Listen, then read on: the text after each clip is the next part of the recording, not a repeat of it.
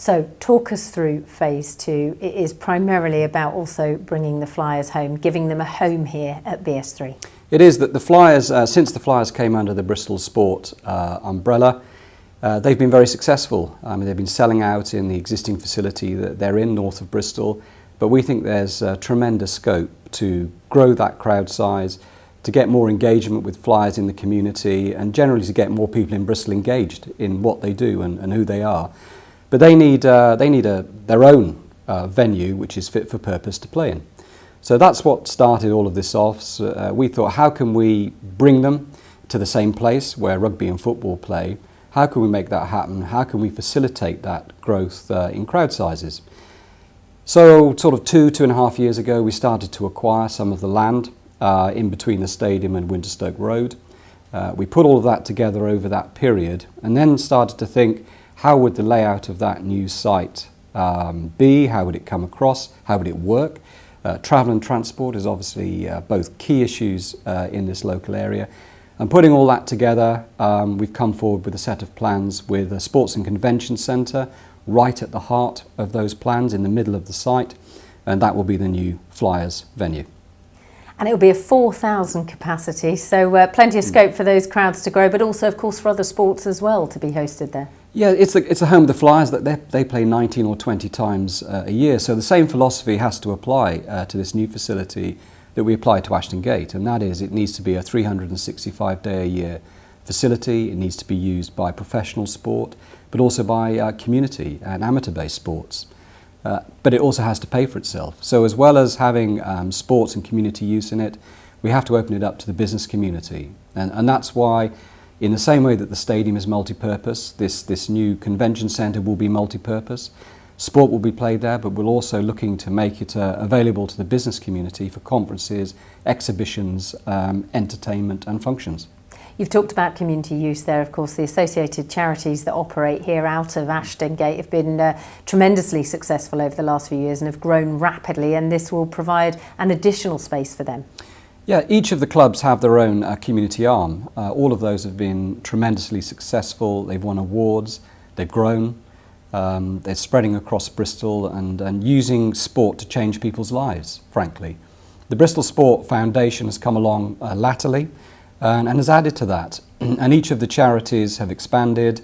We've run out of space here, and we need to encourage them to take that great work that they do further afield. And in order to do that, they need better facilities, they need more space, they need more resources to grow. And I think that's a very positive thing which will come out of this development. The existing Ashton Gate rebuild, I think we've now got about 1,000 jobs at any one time in and around the stadium. That covers match day and non-match day, of course. 70% of those are under 25. That was particularly important to me because that's an age group which had suffered badly post-financial crisis. A lot of unemployment in that age group, so for us to be able to generate that number of jobs in this region was very important. The vast majority of the people who work here are local. So we sort of met those early objectives of making sure that the stadium was right in the heart of that community. It made opportunity available to people who were in our community. And this second phase will only add to that. We're looking to do more of the same. More economic regeneration, more jobs, targeted local. And also the supply chain. I think we're clocking on £9 million now we put into the local supply chain because there's a lot of activity here. If you're going to build a sports and convention centre and have potentially 4,000 spectators for sports events, and you're going to run exhibitions and conferences and whatnot, then you need to provide accommodation for those who don't want to travel after that event.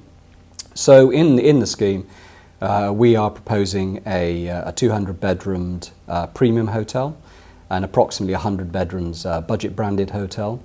And that gives us quite a broad cross-section of choice. We think there's a great opportunity here to embrace and utilise existing transport infrastructure. We're in the happy position of having a metro bus and a railway line go right past the stadium. Sadly, at the moment, neither of them stop next to the stadium. And so what we want is to try and bring forward plans and suggest ways in which that can be changed.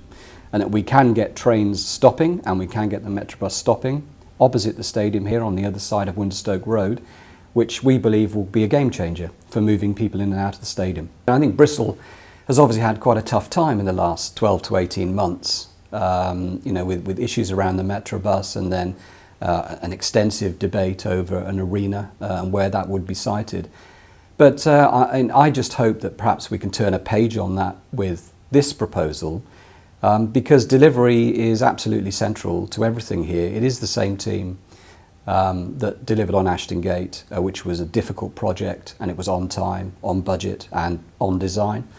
I see no reasons why we can't do exactly the same again, accepting that it's a challenging project. But really, the team that's been assembled have the habit of finding solutions to any problem that comes forward. And if you start from the perspective that you're looking for a solution, you're not looking for a problem, then generally speaking, that will carry you through.